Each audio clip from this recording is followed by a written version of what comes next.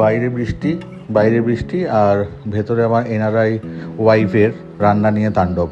আজকে যে রান্নাটা নিয়ে তাণ্ডব করছে আমার এনআরআই ওয়াইফ, সেটা দেখার মতো।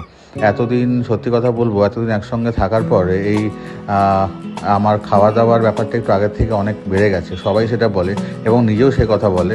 এখনও জাপান চলে যাবে, আমাকে সঙ্গে নাকি জাপান বলছে। জাপান যখন আমি যাব কোনো ওর সাথে, তখন যেন খাওয়া দাওয়া নিয়ে কোনো প্রবলেম যেন না হয়, যেন ওই খাওয়া দাওয়াগুলো যেহেতু আগের মতো এখানে যা খাইয়ে দিয়েছে এই 6 মাসে, সেইগুলো যেন ওখানে আর রিপিট না হবে। আমি তখন বললাম যে ওখানে কি শুকিয়ে মরবো? শুকিয়ে মরার তো কোনো কারণ নেই, ওখানেও রান্নাঘর থাকবে, সব কিছু থাকবে, সব জিনিসপত্র আমরা শেয়ার করতে পারবো। তাই আপনাদের সঙ্গে আজকে যে খাবারটা একটু শেয়ার করবো সেটা একটু অন্যরকম।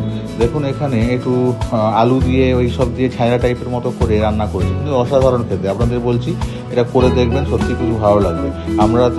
আমরা কীরকম আলুর দম দিয়ে লুচি খাই, এটার টাইপটা আলুর দমের থেকে একটু অন্যরকম। আলুটা কিন্তু সেদ্ধ করাই হবে, কিন্তু আলুটা সেদ্ধ করে সেটাকে আবার জল দিয়ে মশলা দিয়ে সুন্দর করে ব্যাপারটাকে করে ওটা একটা ভর্তার মতো লাগছে খেতে, কিন্তু সত্যি দারুণ খেতে। এর কোনো রেসিপির নাম হয় না, কিন্তু এই রেসিপিটা আপনারা বাড়িতে অনায়াসে যে কোনো সময় করতে পারেন, সন্ধ্যেবেলা জলখাবারের সঙ্গে। সেই জন্য এটার আপনারা ট্রাই করুন, ভালো লাগবে।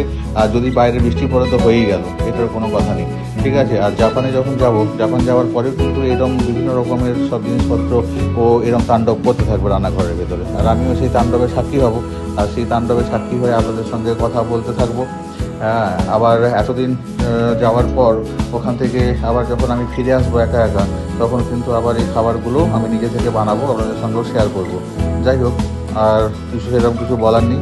এই ভিডিওটা দেখুন, ভালোও লাগবে সঙ্গে। আর দেখুন পরবর্তীকালে কি ভিডিও আসে না আসে, আর সাবস্ক্রাইব করবেন। Thank you so much. ভালো থাকবেন সবাই। আর পুজোর শুভ মহালয়া সামনে আসছে, আর পুজোও আসছে, তাই সবাই ভালো থাকবেন, আনন্দ থাকবেন, সুস্থ থাকবেন।